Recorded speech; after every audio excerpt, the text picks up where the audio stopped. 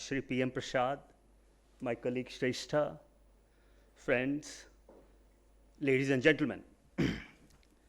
First of all, I must congratulate Shrestha for bringing on the inaugural session the largest coal producer in the world and the regulator of oil and gas sector to discuss just transition.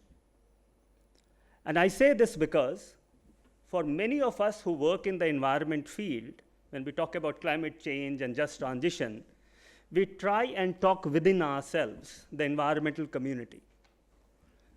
But the discourse on just transition will require everyone to be on the same platform, whether we agree or we disagree. And therefore, I'm really happy, sir, that both of you are here on this panel at the second edition of Global Just Transition Dialogue. Today, we are going to discuss many issues. We are going to discuss issues of developed countries, developing countries. We will discuss finance. We will discuss skill. We are going to discuss technology. But let me first start with the central reason why we all are here today, climate crisis.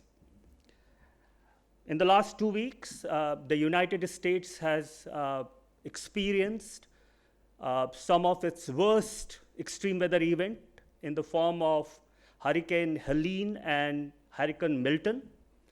Hundreds of people have died. The losses are likely to be in excess of $200 billion. Just to contextualize, $200 billion is the combined GDP of Kenya and Tanzania. So you can understand the economic loss of extreme weather events. Here in India, this year was declared as the worst heat wave year.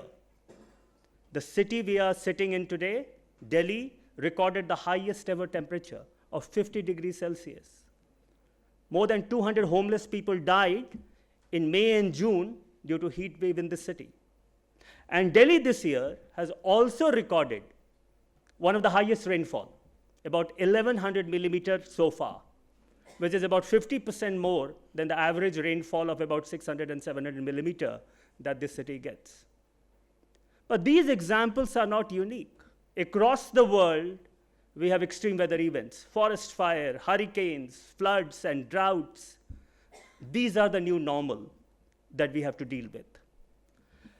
The question we need to ask is, how is the world actually reacting to these events? On the positive side, renewables are real. There's record level of investments happening in renewable energy, energy efficiencies. Utilities are installing batteries. EVs are on the roads. Positive signs as far as technology transition is concerned. But I want to actually discuss the political transition. What is happening in politics? And I want to take you back to the US. I'm sure many of you would have viewed the US presidential and vice presidential debates. I certainly did. They are quite entertaining. Apart from the entertainment value, there was some discussion on climate change. In fact, both presidential and vice presidential debate in the US has spent about 5-7 minutes on climate crisis. Timing is not important. What is important is what was discussed in context of climate change. Now, as far as Republican Party in the US is concerned, they are upfront denying climate change. In fact, the vice president nominee, J.D. Vance, refused in the debate to acknowledge that carbon emissions causes climate change. For Donald Trump, oil and gas is essential for making America great again. For everything from jobs to reducing inflation to growth, oil and gas is the answer that comes out of his mouth. So it's very clear that whenever anyone talks about climate change, the response of Republican Party is oil and gas. But what about Ms. Harris, the Democratic candidate? The Democrats have all the above energy policy. They want to invest in renewable energy. They want EVs on the road. But they also want fracking and drilling. And we need to understand why it is so. Because, most of the time, we react as if we are dealing with some illiterate, unknowledgeable society. That's not true. We need to understand why political spectrum in the US, from left to right, supports fossil fuels. And the reason is political economy, politics and economic interest. Now, if you look at the map of United States, more than 95% of oil and gas is produced from states that are either Republican or are swing states. No Republican can become president of United States by rejecting oil and gas. Texas, for example, the largest producer of oil and gas, is a Republican state. And therefore, Republicans cannot afford to reject oil and gas. And Democrats cannot win presidential election by rejecting Pennsylvania, a swing state. And therefore, Ms. Harris, who at one point of time opposed fracking, is now supporting fracking. So unless and until we understand the political implication of this transition in democracy and non-democracies, we will not be able to solve climate crisis. That is the point I am trying to make. And this politics is not going to be unique, is not going to be unique to the US. This politics is there in Europe. This politics will happen in India once we start discussing phase down of fossil fuel, which we all will have to do at one point of time. If we want to meet net zero emissions, we will have to start discussing phase down of fossil fuels. Now look at India, look at the map of India. There are 8 states with significant interest in fossil fuels from Assam to Maharashtra. There are 200 parliamentary seats in these states. Once you start discussing phase down of fossil fuel in Jharkhand and West Bengal and Assam and Maharashtra, think about how the politics is going to be. And therefore, at iForest, we are very clear that climate crisis, the central issue of climate crisis is not technological transition. The central issue to solve the climate crisis is socio-economic transition. If we are not able to transition the social and economic system that we have right now, provide credible and realistic alternatives to people who are going to be affected by this transition, we will not be able to make this transition. And that is the reason, ladies and gentlemen, many countries across the world are now working on just transition. This is the just transition map of the world. And these are the countries and subnational entities who are now investing. So there's a slide which will come up, but these are the countries and subnational entities who are now investing in just transition. They have policies on just transition, and they are investing in just transition. Now, majority of them are in Europe. Obviously, you can see from the map. But it is happening in Indonesia. It is happening in South Africa. We have colleagues from Indonesia and South Africa who will participate today and share their experience. But it is also clear that this just transition is going to cost us. It is not going to be cheap, and it is not going to be easy. And therefore, today, I am happy to share that we are going to release a report, first of its kind, which is putting out a methodology to estimate the cost of just transition. It has gone through multiple revisions in last 1 year, but I hope this is the final version of the report, because we are learning and improving the methodology.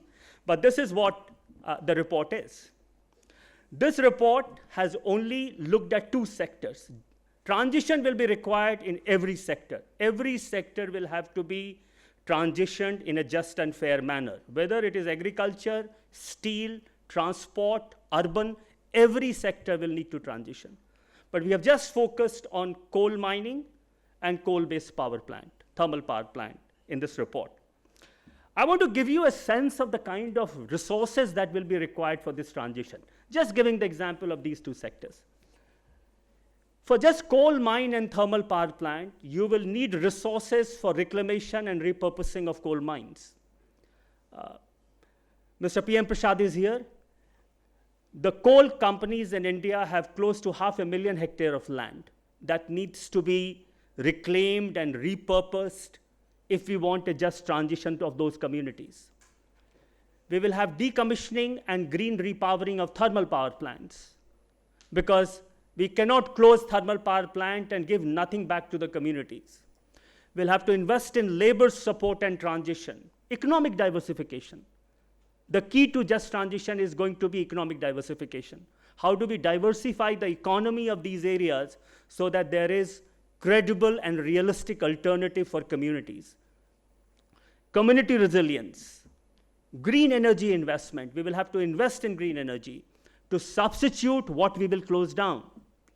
Revenue substitution. Fossil fuel companies provide revenue to governments. That needs to be substituted. And then, of course, planning, administration, and capacity building. These are the broad costs that we will have to take into consideration for transitioning an economy. You can see the details of how we have done this methodology in the report, and I'll encourage you to take a copy of the report, which is outside. But this is what the cost looks like. For just transitioning coal and thermal power in India, we will need more than $1 trillion. As I said, this is not cheap. About half of that money is going to be required for green energy investment to replace what we will have to close. Just to replace what we will have to close will require $500 billion. And then we will require resources, billions of dollars in economic transition, economic diversification, coal mine closure, thermal power. So this is going to be a resource-intensive process. And it is also going to be a time-taking process. If anyone believes that this transition can happen in the next 5 years, then they are either mad or deluding themselves. Okay?